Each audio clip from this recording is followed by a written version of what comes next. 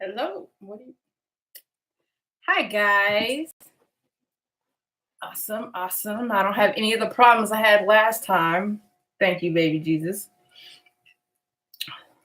We'll wait a couple of seconds, see if we get another baddie. And now, because I've turned the camera on, my dogs decided it's a good time that they want attention.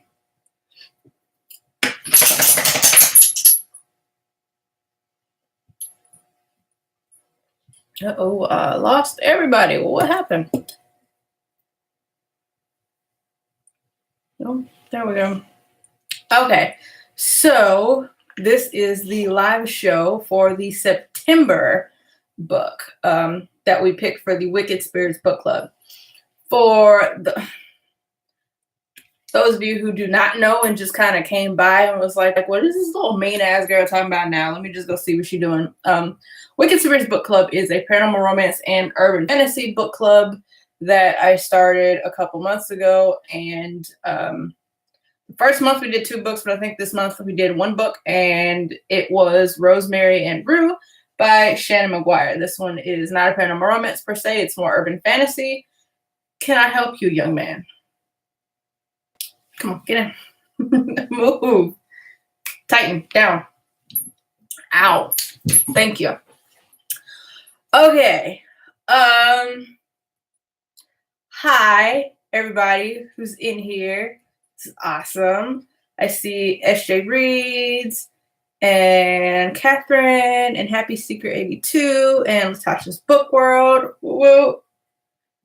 Hopefully my dogs don't jump all over me this entire time, but I'm a little more prepared than I was last time. Last time I was on the floor in front of my bookshelves. I didn't have any air conditioning. It was hot. It was sweaty. We just, no more of that, Jesus. All right. So I'll read you real quick the summary for Rosemary and Rue. October, Toby Day, a changeling who's half human and half fae, has been an outsider from birth. After getting burned by both sides of her heritage, Toby has denied the fairy world, retreating to a normal life. Unfortunately for her, the fairy world has other ideas. The murder of Countess Evening Winterrose pulls Toby back into the fae world. Unable to resist Evening's dying curse, which binds her to investigate, Toby must resume her former position as knight errant and renew old alliances. If she steps back into fae society, dealing with a cast of characters not entirely good or evil, she realizes that more than her own life will be forfeited if she cannot find Evening's killer. Okay, so I have a lot of thoughts about this book, and they're not really all that good. Y'all know I'm an urban fantasy freak. I'm constantly talking about Patricia Briggs. I'm constantly talking about, no, written and read is for next month. I'm late on last month. That chat is next week. All good though. Talking about Patricia Briggs' of Mercy Thompson series, the Alpha and Omega series, the Kate Daniels series by Alona Andrews, the Hidden Legacy series by Alona Andrews. Those are amazing examples of urban fantasy. This one, I didn't like it. That's just me. So urban fantasy tends to have a couple of standard things. It's just like when you have romance. Romance has standard things. Like, you know, you're going to get the happily ever after. Paranormal romance is usually the same. With urban fantasy, there's a bit more, shall we say, concrete details that are supposed to be there, or concrete tropes. So one of which is the setting that makes it urban fantasy, and this was that. It was set in San Francisco, so it's got that. The other, where'd my list go, Jesus, is the magic, which it has because it deals with fairy and the fae court. Then there's mystery, which it kind of had, but it dropped the ball on, but it is there because Toby is a private investigator in the start of the book anyway. And then the point of view, we've got the first person point of view because urban fantasy tends to be heavily character driven, yeah? And then lastly, they all tend to have like romance. And that was just some fuckery and foolishness and shenanigans all the way across. I was just like, WTF. Like usually if there's not a hardcore relationship in the first book, there's like a hint of like, ooh, that's gonna be the love interest right there. We just gotta wait. There's some attraction, but they can't stand each other. There's something. This is, I don't, nah. Oh, let's see. Happy Secret says, honestly, I couldn't even finish it. Kiana says, anybody else DNF? I DNF'd it. I DNF'd the shit out of it. I'm not gonna lie. I read enough of it though to like adequately talk about why I couldn't stand it, but it all boils down to the fact that I was bored as hell. I was just bored. So despite the fact that it had like all of the, it followed the recipe, so to speak, for urban fantasy, and urban fantasy is kind of like epic fantasy in that it has these things it needs, like these check boxes. It filled the check boxes, but it was just really flat. And I think it's because urban fantasy is really character driven. Like it needs to have a plot, but heavily is character driven. So think about the urban fantasy we do like Kate Daniels. Kate is a very dynamic character. Mercy Thompson. Mercy, she doesn't start off that dynamic, but she is a very dynamic character. And then we got Toby, who's just flat as pita bread. Like, so the beginning of the book, I'm super excited about. I loved it. We get this prologue that's like something I really haven't seen before, because instead of we get like a little bit of backstory, we get like, we find out that the main character has a family, which we never start off with in any urban fantasy series ever. So she's got a child and either a husband, a fiance, a boyfriend, somebody in the picture. So she's attached, which is a new thing for the beginning of urban fantasy series. So I'm interested. I'm like, okay, where are we taking this? Then she get turned into a fish and put in a pond. I'm like, that's fucked up, but that's pretty damn cool. I haven't seen that before. And then that was the most exciting thing about the book to me. Like after that, it's just like she never stopped being a fish. She just was boring. She didn't want to do nothing. She wanted to work at Safeway, leave me the hell alone. What really irked me is that she didn't even make an effort to go see her child. Like she had that one thing in the beginning where she's like, I haven't seen my kid in 12, 14 years, however damn long I've been a koi fish in this pond. And that was it. Like, husband's mad. He didn't want to see me, so, nah.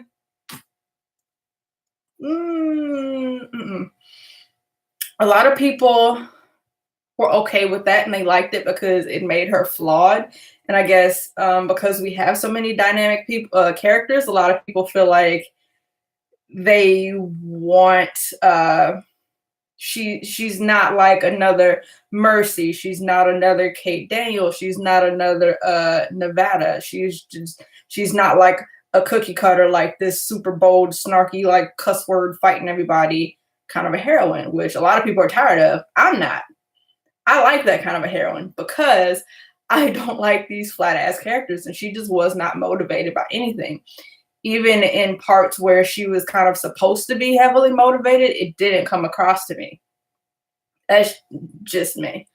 For instance, so we find out a little on past the family thing, she has this interaction with what's the cat guy's name? I forgot his fucking name already.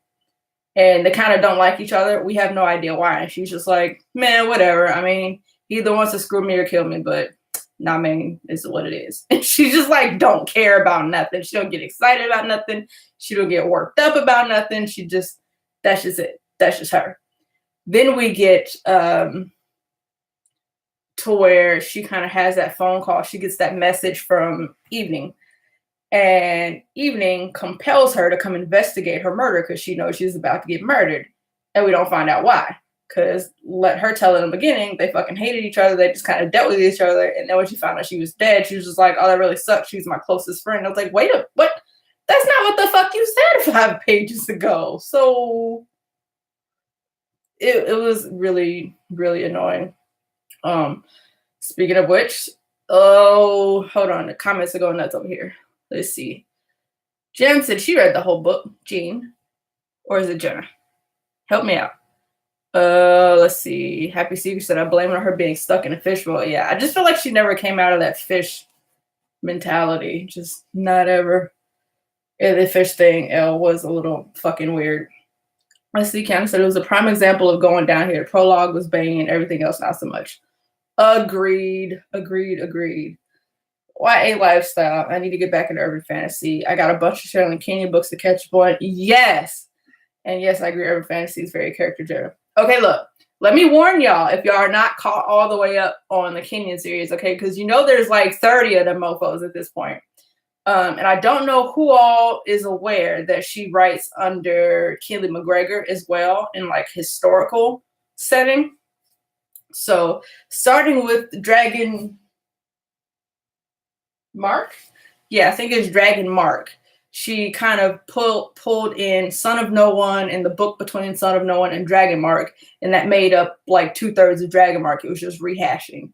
And then we get to the next book, and it's kind of sort of the same thing, but not as much. And then I've heard a lot of people say that the new one, Stygian, is exactly the same, and that it draws in, it's like rehashing all the other shit we already went through. And then on top of that, she started pulling in, because the last one I read was Dragon. Oh, it's over here somewhere. Dragon, help Jesus. I can't get it out that cart. Dragon something, the red one, which is the very last one before Stygian. She started pulling in characters from the books that she wrote as Kelly McGregor. And I was like, wait a minute, God damn it. How in the hell are you just going to bring in characters from something you wrote as a whole other person? Like, you done made this shit confusing and convoluted as hell. So with Dead Man's, the blue one, the first one in that new series, I read it. I was confused as shit because I didn't read the Chronicles of the Nick series. And so I was like, okay, well, never mind. We're going to let that one go. But then she tied those into like the new Dark Hunter books. And then she tied the books, the historical romances she wrote under Kelly McGregor, because is 2 series. One of those is Paranormal. She put those characters in Dragon Bane, Dragon Sworn, whatever the red one is. And I'm just like, you're just doing the most now. It's one thing to like tie all your characters in. I mean, it's 30 books. It's a pain in the ass, but okay.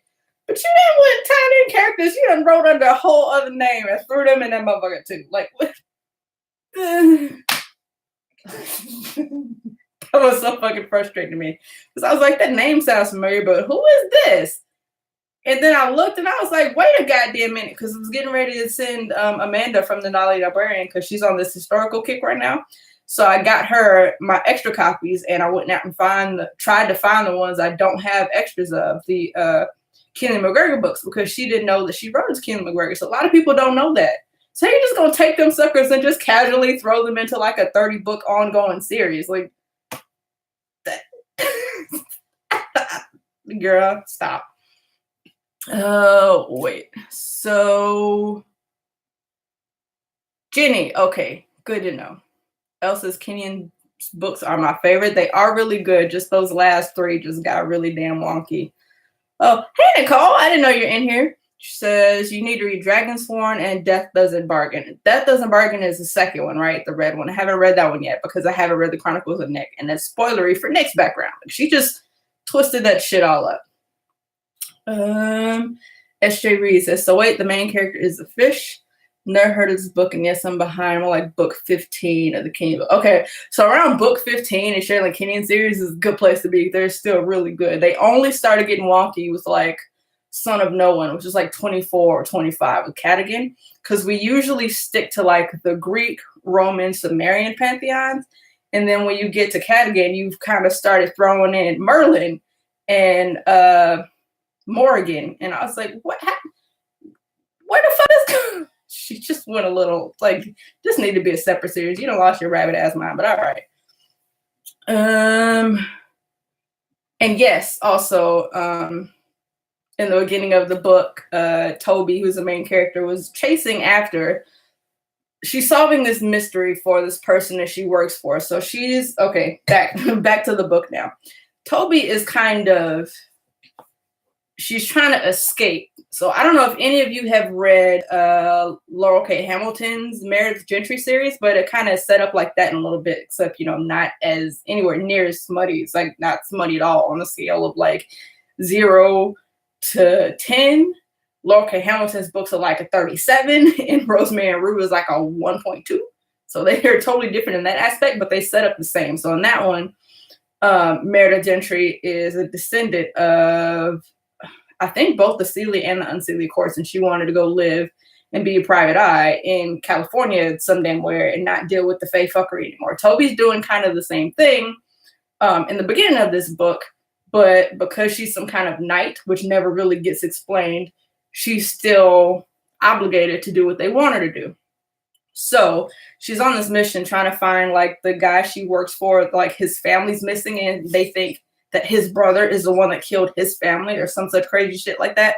So she's chasing him, and she gets close to him, and she's really fucking obvious about it. On top of that, she's like a fucking elephant traipsing through, like, bitch, I see you. Like, so obviously he finds out she's there, and he turns her into a koi fish in like the pond in the middle of the park and just drops her ass in the water and leaves her there. That's it. It's like, that's cool, but also weird, but all right. So I'm expecting this whole book after that to give me this series of shit I've never seen before. And it did have some cool stuff. Like the magic was a little different, the fae magic, in that they're like sensitive to like the dawn, not necessarily the sunlight, but like the actual like in between state of dawn, which was new, but it's just, it was weird. Okay, let's see. The YA lifestyle. Styx is one of my favorite. I still have not read Styx. I have read all of the other ones. Styx is the only one I have not read because Ash's book made me so pissed off I didn't want to read Styx. You can see it right there. I have it. I just haven't read it yet. Sherry says, I started with Chronicles of Negan High School. Yes, Styx made me cry so hard. Holy wow. See, that's why I don't want to read it. Also, I didn't know that Chronicles of Nick are supposed to be YA. So I'm like, you were just all over the damn place. I'm like, how are you? Whatever. She's just doing a lot right now. Nicole says she snuck in. The YA lifestyle says Dragonbane, I believe, is the one in the Lords of Avalon subset. Yeah, I see. And that's another thing that kills me about her. You can't even go on Goodreads and like hunt down the books because it's like Dark Hunter number 24, Were Hunter number 17, Lords of Avalon number 4.5. You're just like, all right, bro, whatever.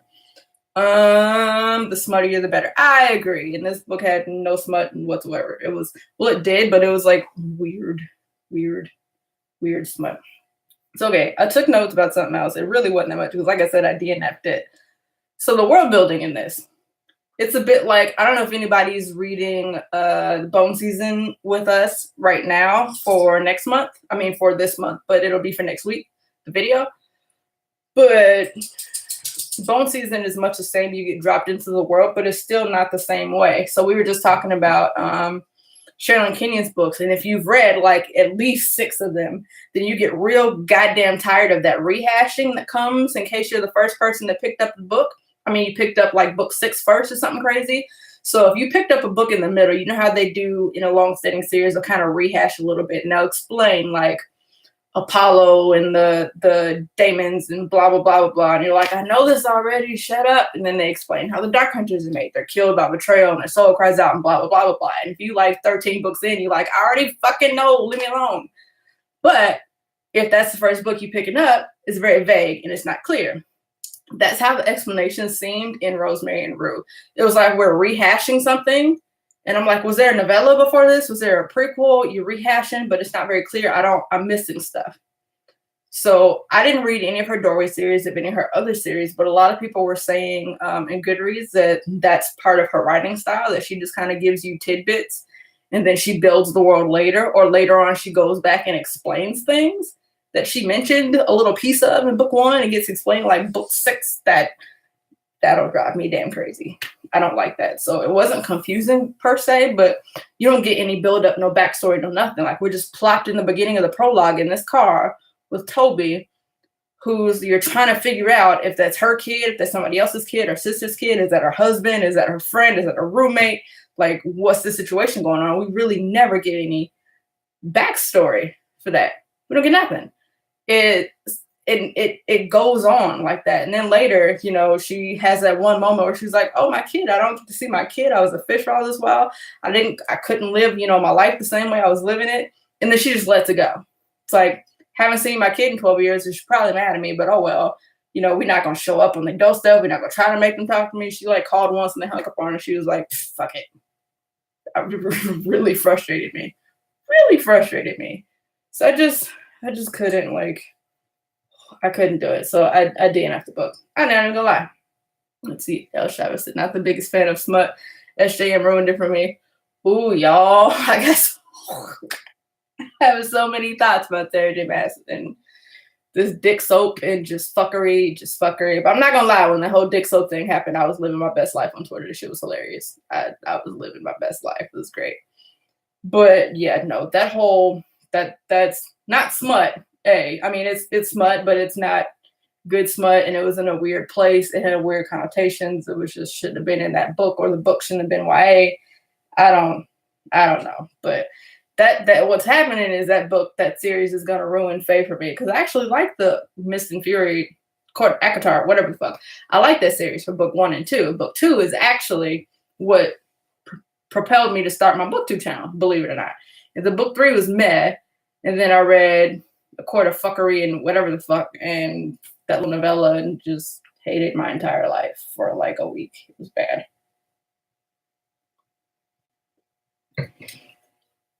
Let's see the YA lifestyle. Oh, where we go? Catherine says, I read Rosemary and Rue and a lot of the next books when they first came out. While Toby is my favorite to date, I did really like all the side characters she collected along the way. So I need to, I don't know if I want to just like skip the rest of book 1 and pick up the later books, because someone mentioned that they get up there with like Kate Daniels level, and I find that really hard to believe based on how the first book was, but that made me want to pick up the rest of them. But I'm also like, 8 books is a lot to wait on something to get better. It just really is. Let's see. Nicole says, I felt the same about 6 once I read. I couldn't put it down. Everybody keeps saying that, but I can't. Yeah. Only Shirley King can take a character and hate it for 30 books and make me love him. This is true. If she tries that shit with Artemis, though, I'm gonna start a one-woman rebellion. Like, leave that shit where it is. No changing it. Leave it alone. She already did it with oh fuck, what was his name? It's not Styx. It's the other guy who lives in fucking shit. Starts with an ST. Whatever. I'll think of it later. But she did the same thing with him. She gave him his romance book. Did I skip his book? I might have skipped his book too. I need to actually look into that. YA lifestyle. I think I may be the only one who isn't bothered by reading her books as standalones. I read them out of order, like the initial ones. You could do that, I feel like, with the first like half of the series, because they don't get convoluted. But when she starts trying to tie in things like with the Galu and this whole apocalypse crap, it just gets to be a lot. If you're out of order, it just, ugh. Let's see. Camille says, I'm new to your channel. Are you a writer as well? I am attempting to write a thing. I have not finished one yet, but I am heavily participating in NaNoWriMo. I've been doing Nano Prep, and I will be participating in that and maybe filming about it this month. I really don't know how I would go about writing videos, because I feel like writing videos, if I haven't published a thing, is a fucking weird thing to do, but we'll see. And I also don't know how to make it interesting, because I tend to have a lot of anxiety when I write, and I just like worry about shit constantly. So that probably wouldn't be very fun to watch. Let's see. Hi, Elizabeth. She says, hello. Glad I turned on my notifications. I would have missed this. Hopefully, that's another thing. Hopefully upcoming soon, because what I've been doing so far with this book club is setting up a Goodreads chat, and then for the books I'm reading this month, we have the Voxer chats going on. But since the chats aren't active a whole lot, because everybody's on wildly different schedules and stuff, I am hoping to get some other people in here with me to do the live show, so it's not me just sitting here talking to myself. I mean, I'm talking to you guys, but hopefully there will be more, like, because have y'all seen I'm like a bird? I'm easily distracted. Something shiny flashes over here and I forget what the hell I was talking about and the point I wanted to make, and my notes don't do me any good. So hopefully soon I'll be getting other people in here to drink and talk about these books. So maybe next month, maybe the month after. Fingers crossed. Kiana, I don't have patience to be in book 5, being explained what's happening in book 1. Yes. I had that problem with, well, not that problem, but I also don't want to wait till book 5 for something to get better.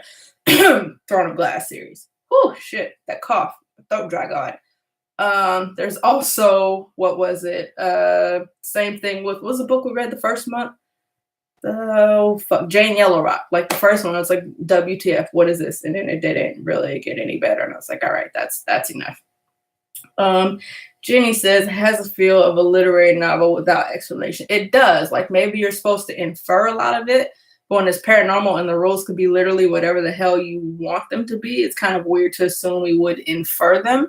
And this is not a recent book either where people would have been used to all the fake books and stuff. I think it's from like 2005 or something. Latasha's book where she said dick soap, I just choked on my food.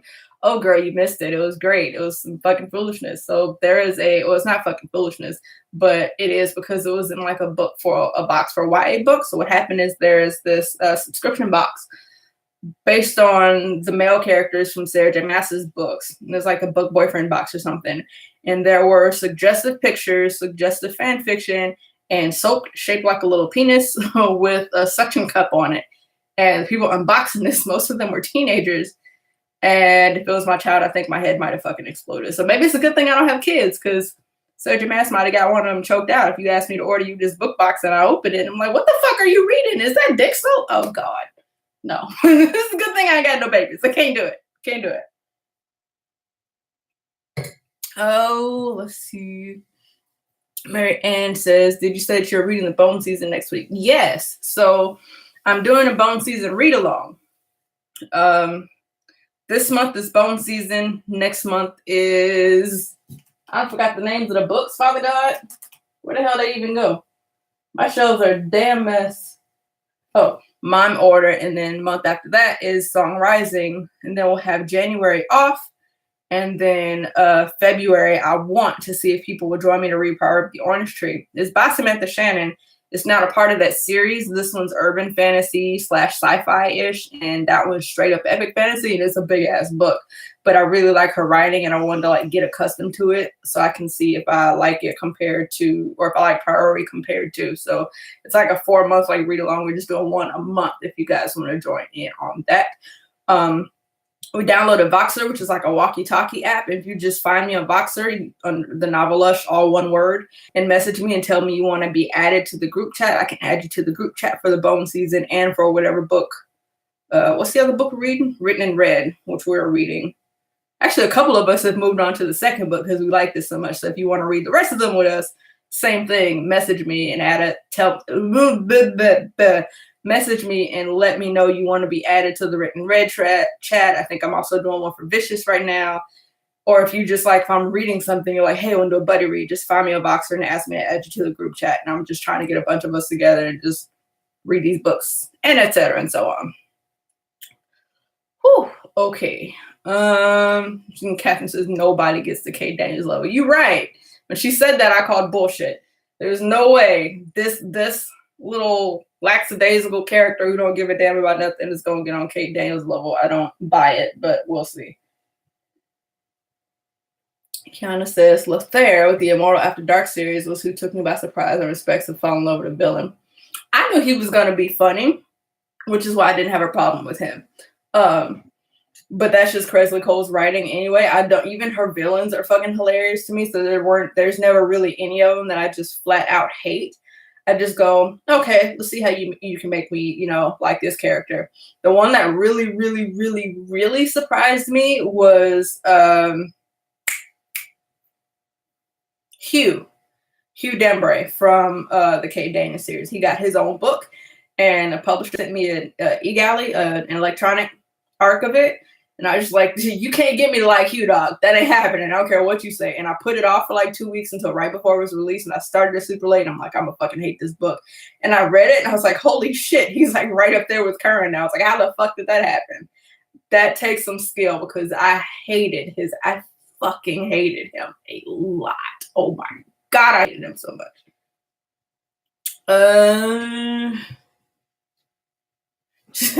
Nicole said you gotta get that cough checked. I can't help it. Every time I just think about that fuckery, I just it just itch. Let's see. Where did I go? Marianne said I've had that one on my while. I've been meaning to get to the Bone Season. You should read it with us because some people in the chat have started it, and I'm like on chapter 4 still because I'm a procrastinator. Because Written in Red has put me get away from my liquor, dog. Written in Red has put me in the mood for like paranormal romance. So I'm on this paranormal romance kick. And I'm like, I'll finish it before it's due because I've read it before and I don't really like it. But I'm also like just in the mood for like werewolves and vampires and shit because I always am. Can you, dude? Let's see. Tasha says I'm going to read the other ones. Awesome. Can we talk about Terry Goodkind for a minute? Because I feel like his books don't get enough love on BookTube. I have. Wait, let me think. Am I thinking of the right person? Because it's a lot of Terry's Jesus, and I get them confused. I'm not gonna lie. Goodkind, is that who's the Sword of Truth series? Is that right? Where the fuck are my books, dog? I can't find nothing in here. I swear to God. They have their own shelf, and I can't damn find them. Yeah, it is the Sword of Truth series. So Terry Goodkind I started the first one and I was supposed to buddy read it with a bunch of booktubers and I didn't get through it, partly because I had watched some interviews and read some articles by Terry Goodkind and he was so douchebaggy that it bled over into his writing and it was colored from then on. And every time I pick up one of his books, I'm like, fucker, which is, nah. I'm one of those people that has a hard time separating the person from their art. Like if you're a musician and you do something messed up, like when Chris Brown got into that physical thing, I don't really listen to him anymore. Same with like R. Kelly. I can't separate I have a hard time with that because part of my mind is also like, if you're a jerk, I really don't want to support you. But he didn't get any of my money because I bought all my books secondhand. But I gotta wait until like my anger calms down towards him before I finish that book. But I do have, you can kind of see them right there where that candle is. That's the older hardcovers right there. I have them all and I haven't got rid of them. I have 2 copies of a lot of them, so I'll be reading them. I read those articles not that long ago, and every time I see them, I'm just like, Let's see. Nicole says, anybody read The Darkest Warrior by Gina Showalter? I did, and I don't remember it. Her new one, I was not happy with, even a little bit. It was just weird. Like there is some disbelief suspension that goes on anyway, or that needs to when you read Paranormal Romance, but that one was all over the place. It starts off with like this Ragnarok kind of a thing going on, and they talk about Midgard and the Bifrost and this like futuristic like setting with these Thor type characters, and then it backs up and goes to it's actually historical, and surprise, we got these random aliens in this all war, and then the rest of the book has like nothing to do. I don't know. I didn't like it. There's some people that did. I could not stand it. Let's see. Kiana says, I owned all of the Bone Season books and couldn't get into it. What? I liked it. Though granted, if you are not a sci-fi fan like heavily, it's a lot, because just like Rosemary and Rue, you kind of get dropped into that world and you take off running. Whereas Rosemary and Rue, the pace is a little more sedate. Bone Season just fucking goes. Like it goes. And if you don't like to kind of figure out the world building stuff as you go along, there's a glossary in the front because everybody shares this magic system and all these powers that have all of these names, and you got to kind of go figure it out and look at the glossary. So there's a lot of flipping back and forth if you don't want to wait. So that does get kind of frustrating, but I like those kind of TV shows. Like it's a sci-fi world where if you're watching the show on the Sci-Fi Channel and you get dropped into it, it's a bit like you're watching the show and you're like, okay, wait, what's this one? And you got to figure it out as you go. I like doing that sometimes when it's sci-fi stuff because it makes me feel smart when I guess right, but it does get to be a bit merch. Let's see. Man, I have a Yorkie too named Luna. This one's name is Diesel because I don't like little fluffy boy dog names, but he's a spoiled brat. Super brat. He needs a haircut real bad too. Candace's written and read was so much better than I anticipated. Told you guys. Because it started off weird. The prologue's weird. And everybody's like, but it was actually really good. It's unique, especially if you read a lot of paranormal books. It's different. I like it. Ellie says, I got burned out on a Sword of Truth series around the Temple of Wind. Richard pissed me off. So I got spoiled for something in like book 3 or 4. It had like a really weird plot. They made her think that she had to sleep with someone else to like break some spell or do something, but it was actually Richard she was sleeping with, who she was with. But because he knew she thought he was somebody else, she got mad that he slept with her. I was like, okay, whatever. So I have not been in any kind of a rush to read the Sword of Truth series. No. That just sounds really weird to me. Like, that's the kind of shit that even in like a werewolf book, I'd be like, bitch, that's extra. And I wouldn't want to read the rest of the series. That just sounds weird. Marion, I think I'll be joining the group read. Yes, good. So Voxer you can download on your phone or on your computer. And then, like I said, you just find me either or. And we haven't been doing too much voice chatting because I usually talk while I'm at work. So it's like texting. It looks like just like this. It's a bunch of chats. And then if you choose to talk, you can use the walkie-talkie function. But I just like to text because usually I'm at work and can't be. I mean, I do sometimes walk around work and voice my thoughts on books, but sometimes I'm cussing about a character. My coworkers think I'm fucking nuts. That just don't go that well. Nicole says, yeah, that was a new one. And the two people who you thought were going to get together for like the last 6 books didn't end up getting together. Yeah, see, I need payoff. That will frustrate me. So if I'm reading a book and it's a slow burn and then they're like, surprise, this is not who they ended up with. And I heard that happened in the Cassie Palmer series, like book 6. Or if like Carrie Arthur writes some books that are supposed to be really good, but the main heroine doesn't ever settle down one person. She just like sleeping with whoever, which isn't a problem if it wouldn't be like 6 people in one book. And I'm like, you just don't even give a shit, huh? It's like, all right, it's okay for like the first half of the book. And after that, I'm like, can you stop though? You just acting like your vagina is going to save the world. That's just annoying because that's enough. It's not like slut shaming. I really don't care, but it just gets old when it takes over the plot. And it's like, it's not a romance. So the sex is in pointless as a plot point. So why is there so much of it with so many different characters? And then it starts to sound like a Laurel K. Hamilton book towards the end of the series where they just busted it open for who the hell ever, for whatever reason, and maybe 5 people at once and they just don't give a shit. I'm just like, all right, we're doing a bit much now, Father God, that's enough.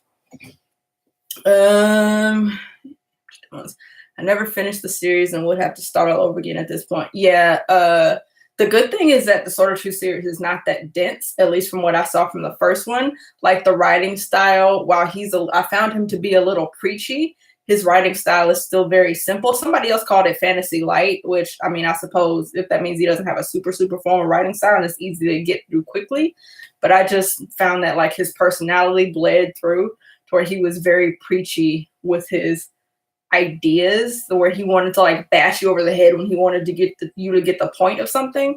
And I think I was just being sensitive to that because I just read his interviews where he implied that he doesn't write fantasy and fantasy readers are stupid and there wasn't supposed to be a dragon on the book cover because there aren't any dragons in there and stupid people read books about some kind of fuckery like that. I just couldn't. So I gotta wait until I'm less salty about that before I try to read them again because I've heard they're really good. So I still have them. I just gotta wait. Jenny says, I actually like Anne Bishop's other series, so I'm interested in Written and Read. Are you talking about the Jewels of Black something? The first one of those creeped me the hell out. It had weird pedo vibes, and I couldn't. I like Anne Bishop's writing, but the little girl in the first book had like this weird pseudo relationship with whoever was guarding her or something or other. And I just felt really gross and just donated all of those books because I couldn't. Nicole says I'm almost home. I got to cook, but it's nice chatting. Okay, Nicole, bye. Thanks for joining us. Who else? White Life stuff. You only read the first book. Terry himself actually said you can stop there due to the ending. Well, then what the fuck did he write like 30 more of them shits for? And we got like 12 of them. God, he's such a douche nozzle. Ellie says Laura K. Hamilton stopped putting plot between the sexes. Yep, it was. So I really liked the plot of the I didn't actually read the Anita Blake books past like the first book because it didn't ever seem like she was going to be like one person, and I'm heavily romance driven if you can't tell. So that's why I like the Meredith Gentry series because she kind of like vacillated between a couple for a while, but then she had this one. But then it's like, surprise, you pregnant by 7 people at one time, and one of these children has like 3 dads, and I was just like, okay, you're just doing everything now. So all right, fuck it. And when it got to that with the whole multiple dads things, I was just like, That, I mean, again, with if it was like 2, but there were like 2 or 3 babies, and each of them had like 3 or 4 dads. And so they just all slept in one big bed like a pile of puppies. And these are supposed to be like killers and scary fae. And they just all piled up with each other, a big old fluffy puppy pile. I'm just like, all right, what the fuck ever. So I have the first couple ones still because I really like them. And I bought the last one, but I'm scared to read it because halfway through, I don't know what it was, but when I think Frost he was sick or he ran away or somebody kidnapped him or he almost died or something. And it was a thing with the darkness. What the fuck was his name? The darker one, the like pitch black character. Is the thing between him and Frost, and they had like this headbutting thing. That was the last one I read, and that was the one where I think he found out about the multiple baby daddies, and it's just like, all right. But that's what happened when you sleep with 19 people at once, Jesus. It's just, oh my God, fuck it. I quit.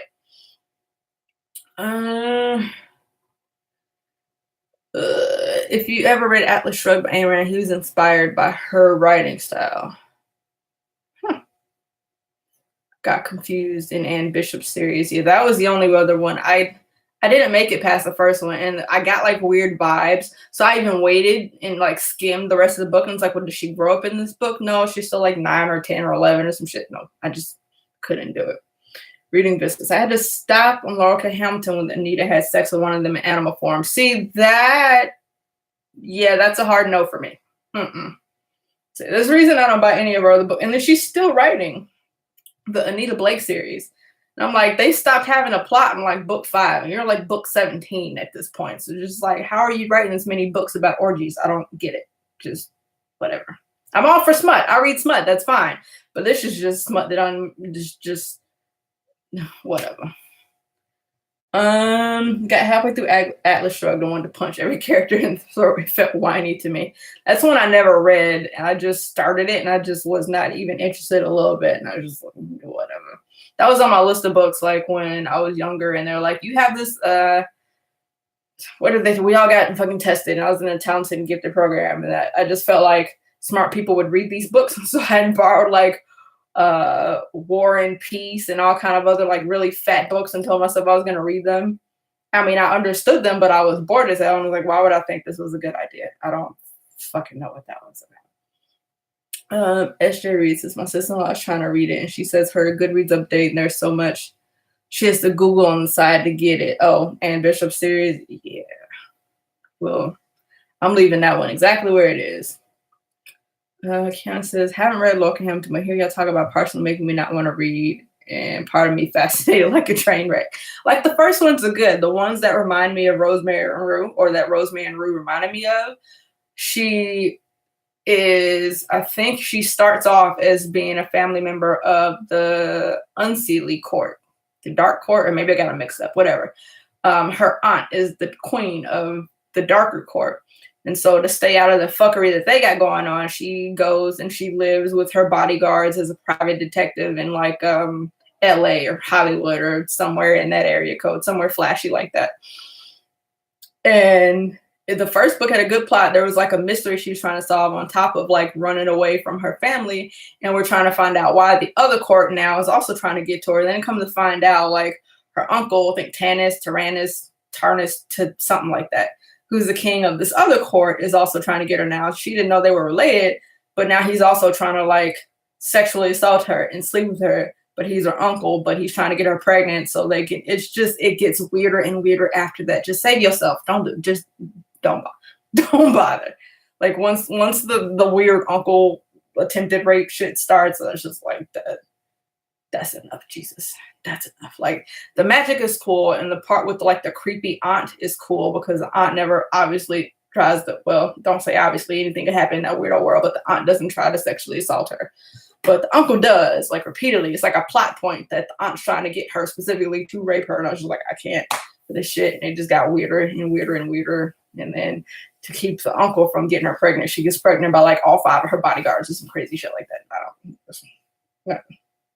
It turns into now, like, instead of there being a plot with sex is like a side thing and a distraction, it turns into like the plot is there to try to make up more reasons for them to have wilder and wilder sex.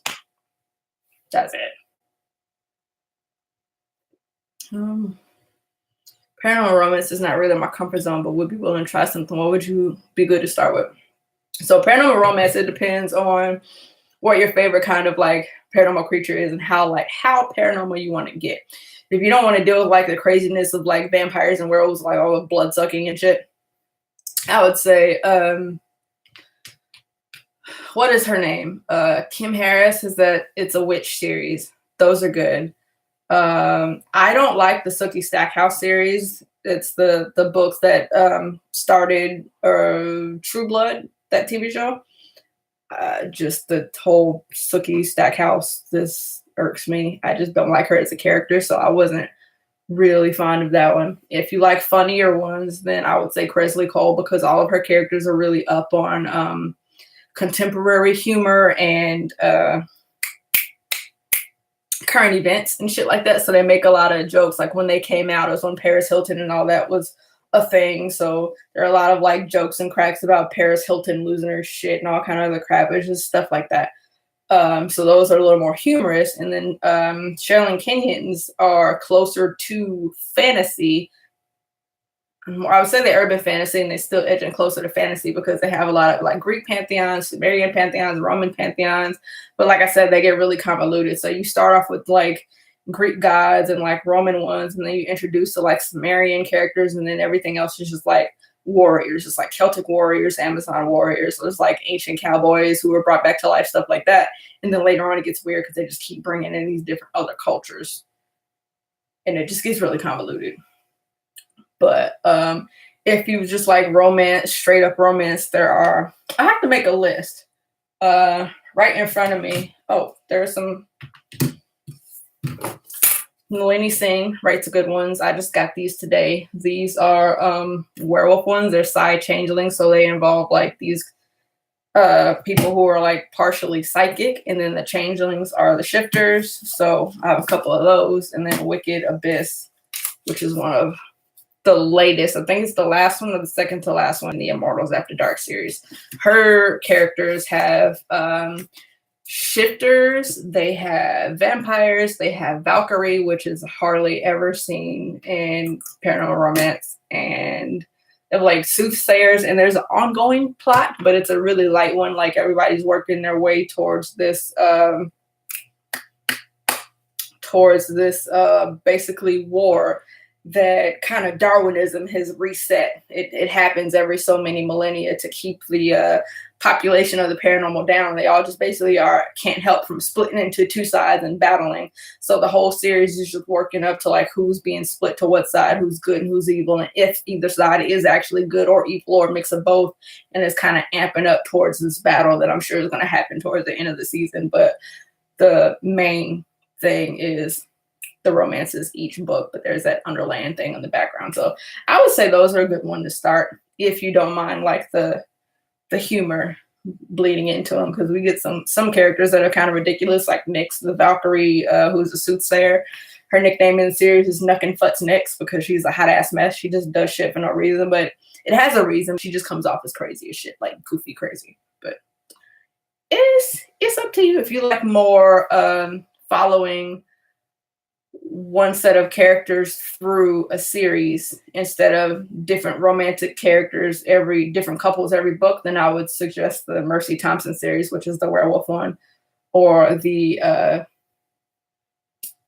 Kate Daniels series, which just finished up with book 10, which is fucking awesome. That came out August 28th. That one's really good. Really, really good. And it keeps the same characters. There are no goddamn love triangles. There's no wishy-washy heroine. There's no Mary Sue. Like, she gets her ass kicked, but it's realistic. She has her downtime. She has to recover. It's none of this, like, overboard crazy shit we get in, like, more traditional paranormal romance where the character gets, like, part of her head shot off and then she's fine tomorrow to fight another battle, and then she get her leg cut off and then it grows back and then she gets up and keeps fighting. I don't any of that crazy shit. Oh, Lord, my throat. Help me, Jesus. Are paranormal romance and urban fantasy different or one and the same? So they're kind of like two subheaders under one umbrella. Urban fantasy tends to be a series that follows one character through the same arc. So like Kate Daniels, like Patricia Briggs follows Mercy Thompson through book 1 through, I think we're on book 10 was the last one, Darkness, something or other. I don't know. It's covered up. Those are the ones that are up there. That's urban fantasy. They have a more, well, Paranormal Romance does too. So they both have a like contemporary setting, but they're set. They just follow one set of characters. Whereas Paranormal Romance, they can have an underlying thing, but like these ones, you have this overlying like battle that's in the background that's building up too, but each book is about different characters. That's kind of the only thing that separates them, to be honest, because Paranormal Romance can be set in like a historical setting, so that'll be a different thing too, but a lot of them aren't. Series with the coyote shapeshifter where she would, I can't speak. What is the series with the coyote shapeshifter where she's a mechanic? Yep, that's the Mercy Thompson series. I started reading The Witches of East End. How do you like that? I haven't started that one yet. I think I watched wait, that's not Witches of East End, is it? They had the TV show that finished on like a cliffhanger and didn't get renewed. It freaking hurt my face. I'm so mad about that. Bitten is a good paranormal romance series, but that series is kind of all over the place because it only follows with like the main, like I think Elena and Clay for like a couple books, and then you just kind of start picking up other characters and shit. Let's see. Oh, good night, Tasha. Thanks for joining us. I might wrap this up here in a little bit. Does anybody else have any points about Rosemary and Rue? No, a lot of people didn't finish it, and I didn't finish it either. It just was weird. Like, she was a flat character, and I wasn't really feeling it too much. Let's see if I wrote down anything else. Probably not, except a bunch of cuss words. Yeah, like I said, she was flat, and when she was supposed to have a high, let's say, emotive output, high emotional response, there was nothing. So where I stopped at was when she kind of gets to where Evening Primrose or Winter Rose, or whatever the hell her name is, was murdered. And there's a scene where she kind of uses some kind of death magic to relive the last couple of moments. And then when she jumps out of it, she's like traumatized. She's like, oh, that's a horrible experience. But there was nothing to portray that. It was just like a bland narrative where it's like, yeah, she looked at this, saw this thing, and then everything went black when she was murdered. And then when it cuts back to the present, she's like, oh my God, it was so fucking bad. I'm like, no. So there was a lot of like telling and not showing with the emotions, which it shouldn't be. If I'm in your head, that shouldn't be a thing. So it was just a weird disconnect. I just didn't fucking care for it. Witches of East End got canceled after 2 seasons. Yeah, that was weird. And then like the boyfriend and the other ex-boyfriend or something like changed bodies or some bullshit, and the wrong one was locked up in jail. And then that's just where it ended. And I was like, you can't do that to me. So then I went to go try to read the books or read the summaries of the books to see if that at least got fixed in the books. But I think the books had a different plot arc. It just, oh my God, it hurt my heart. Yeah, I think that is it for this one, guys. So hopefully the next one around, I will have other people. So we have people bringing up good points. And next time around, I'm also try to include, because it's supposed to be a paranormal romance club, some steamier books, because the last couple have been flops. Bone Season is good, but it's romance, very, very light on the romance. It's more world building a plot, with romance is kind of like a back thing, and it's a slow burn thing that just, yeah, it's not really paranormal romance, or just, no, it's not. So hopefully we can do that, and I'll get some more people involved so there can be some round robining going on. And then, like I said, just find me on Voxer if you want to join for the Written in Red, where we're continuing on with the rest of the series in that chat still. There's one for the Bone Season. There's one for Vicious right now. And then, is that the only ones right now? Yeah. And then at some point, like I said, next month, I'll just try to do those too.